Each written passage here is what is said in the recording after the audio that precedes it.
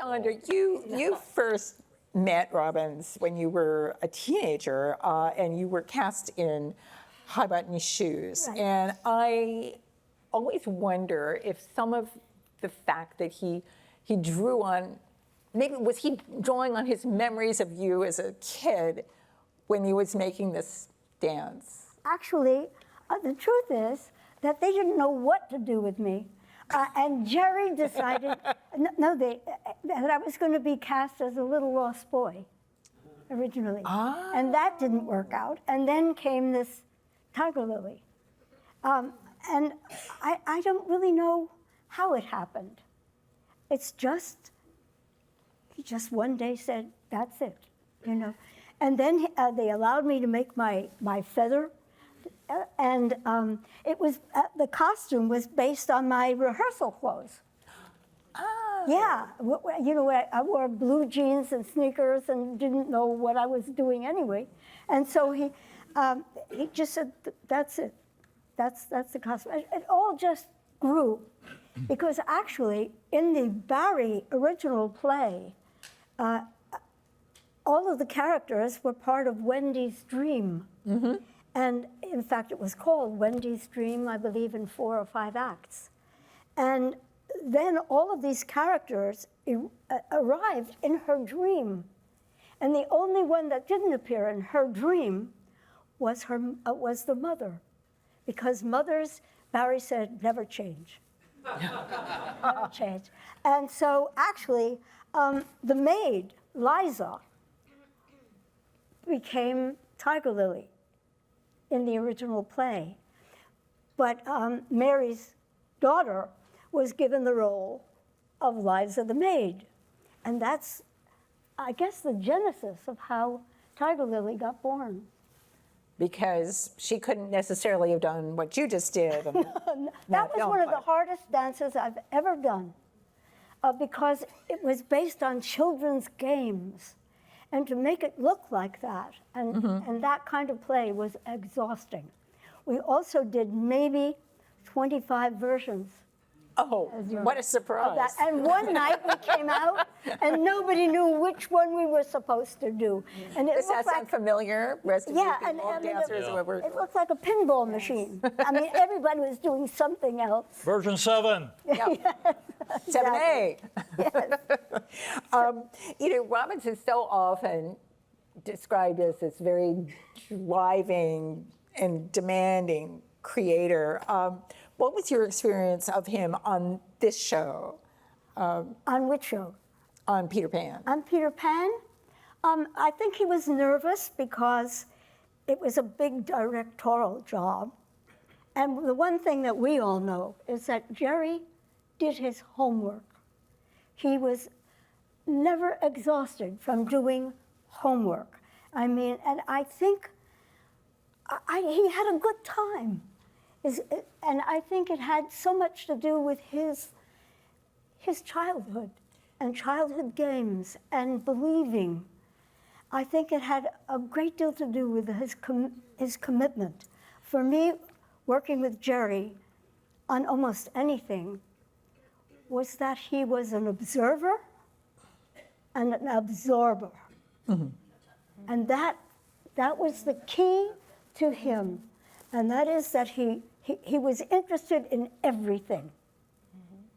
But he watched it, he observed it, and then absorbed it. And that's when Jerome Robbins came out, pure Robbins. Well, Grover, you were in this number. Can you tell us about how Jerry Robbins brought gang warfare to Broadway? I am sure you can. 6 versions of that. 6. And you think, for version 4, wait. It was the most, not stressful, but there was something so demanding about it. You know, the punches and then wow, and then, I don't know if you know David Winters, the guy who played Baby John. Yes. His 20 seconds, that solo, was so, it had a composite within those 20 seconds of the whole, everything about West Side Story, the pin-up rage and the explosive anger and the maniacal laughter. And, you know, when I saw it, I called up David Winters and I said, do you have any memories of doing it? And I just want to, I wrote down what he said. And he said, I decided to dance cool as if I was a crazy guy.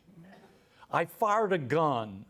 The laugh that came out seemed to be a natural part of it. It was us, the Jets, against the Sharks. I was blowing up the world so they and everybody else would leave us be. And he said, I never discussed it with anyone, but it sure made the moment real for me. Well, Jerry had wanted to do this for quite some time, and I think it was gestating for a number of decades. He'd gone to Pompeii and seen these statues of these women, these goddesses with these enamel eyes, and he spoke to all of us, the entire cast of women, which I think he really had a wonderful time with everybody involved in the ballet.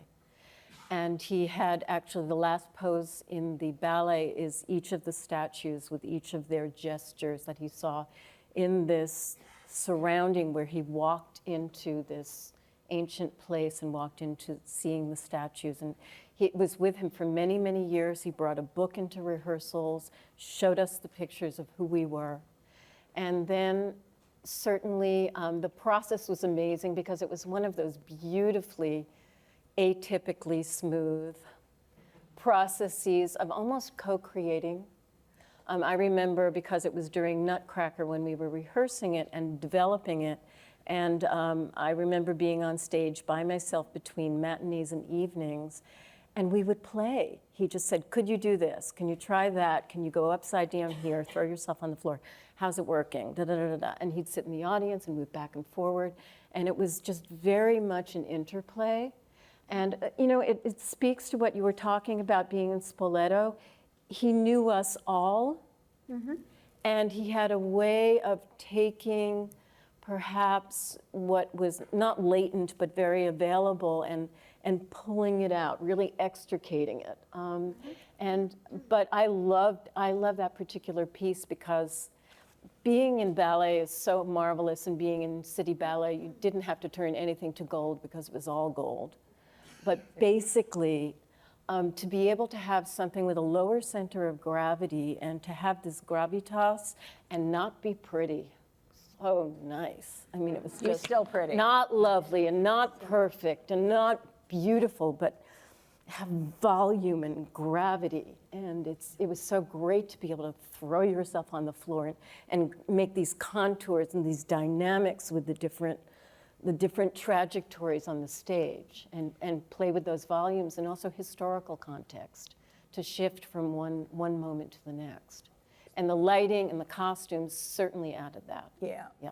Well, Judy, you and your team at Channel 13 filmed this gorgeous thing and our next ballet. And I'm just wondering, what do you know or recollect about how Robbins interacted with Emile Ardolino, who directed, I think, both of these films.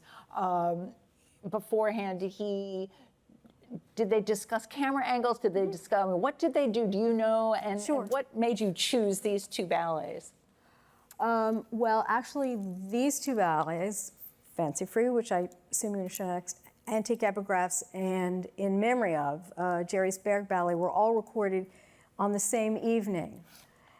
Antique Epigraphs was never supposed to be part of the program. I'm so glad it turned out it was. It was supposed to be glass pieces. You remember this. It was supposed to be glass pieces and Fancy and Berg. And Emile Ardolino, wonderful director, who's my mentor and friend and colleague, Emile would sketch out his plan, and then he would sit with Jerry and go through it in great detail. so that Jerry could make suggestions. He would alter the plan to suit him, and it was a really intimate collaboration. And what happened with Glass Pieces is Emile called me and he said, there's a problem. What? Well, in the middle of Glass Pieces, there's a beautiful duet with a very long line of people that extends the entire length of the stage, and they move kind of inexorably across the stage during the whole movement. And Emile had scripted it so that you would see this line form, you would see the whole thing, and then you would cut to the duet so that it would be full figure. But Jerry was so fixated on this line. He never wanted to leave the line. And Emile said, but if we see the line the whole time, the people are going to be like an inch high. They came to an impasse. They couldn't do it. So you ended up with these beautiful. Emile called me and said, we're going to have to pick something else. And Jerry picked Antique this was- Epigraphs, and I'm very glad he did.